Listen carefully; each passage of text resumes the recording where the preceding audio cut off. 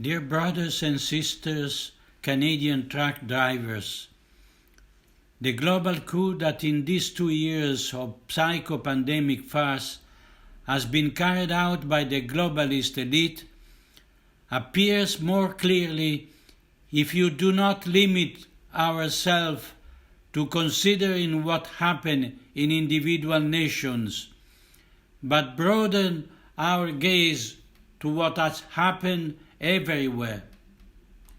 Your protest, dear Canadian truck driver friends, joins a worldwide chorus that wants to oppose the establishment of the new world order on the trouble of nation states through the Great Reset designed by the World Economic Forum and by the United Nations under the name of Agenda 2030.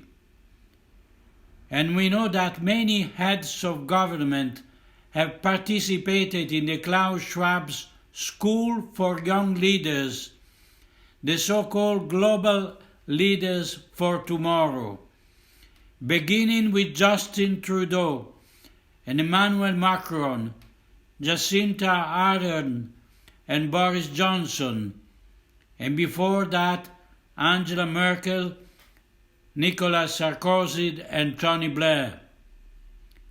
It would seem that Canada is, along with Australia, Italy, Austria and France, one of the nations most infiltrated by the globalists. And in this infernal project, we must not only consider the psycho-pandemic farce, but also the attack on tradition and Christian identity, indeed more precisely the Catholic identity of these countries. You understood this instinctively, and your yearning for freedom was shown in all its coordinated harmony, moving towards to the capital, Ottawa. Dear truck drivers, you are facing great difficulties, not only because you give up your work to demonstrate, but also because of this adverse weather condition, long night in the cold, and attempts to be clear away that you face. But along with these difficulties, you have also experienced the closeness of many of your fellow citizens who, like you, have understood the looming threat and want to support you in protesting against the regime. Allow me also to express to you my support and my spiritual closeness, to which I join the prayer of your event may be crowned with success and may also extend to other countries. In this day, we see the mask of tyrant from all over the world fall, and unfortunately we also see so much conformism, so much fearfulness, so much cowardice in people who up until yesterday we regarded as friends, even among our family members.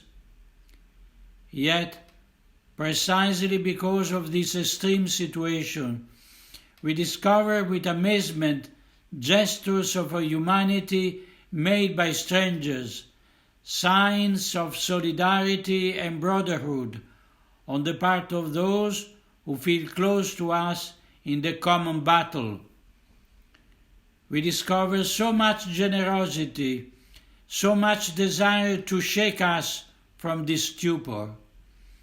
We discover that we are no longer willing to passively suffer the destruction of our world imposed by a cabal of unscrupulous criminals, thirsty for power and money.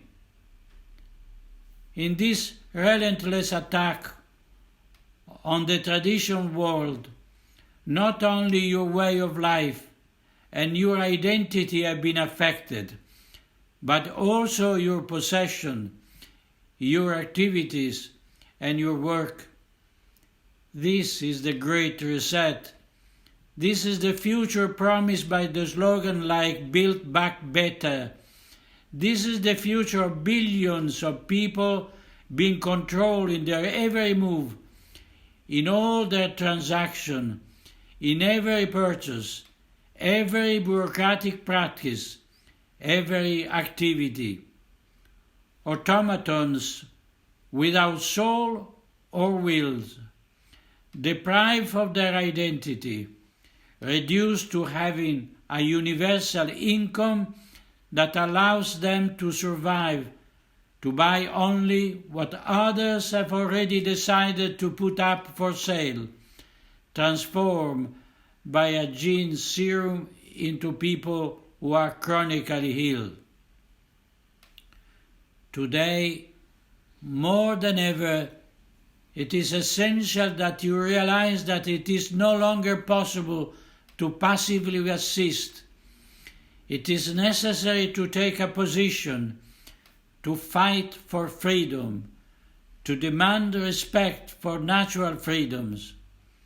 But even more, dear Canadian brothers, it is necessary to understand that this dystopia serves to establish the dictatorship of the New World Order and totally erase every trace of our Lord Jesus Christ from society, from history, and from the tradition of peoples. Demonstrate for your right, Canadian friends, but may this right not be limited to a simple claim to the freedom to enter supermarkets or not to be vaccinated. May it also be a proud and courageous claim to your sacrosanct right to be free men. But your demonstration should be one of true freedom, reminding you that it is the truth. With capital letter, this is our Lord Jesus Christ, who alone can guarantee your freedom.